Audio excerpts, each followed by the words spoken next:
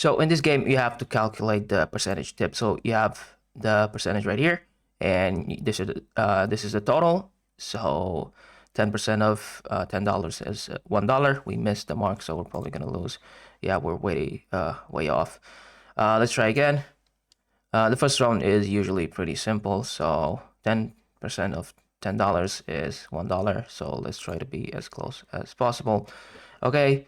20% of $20 is $4.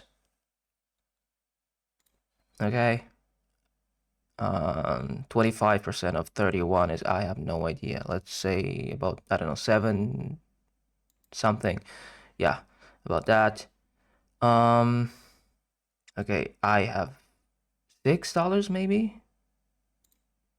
Yeah, so try to get as close as possible to the actual percentage.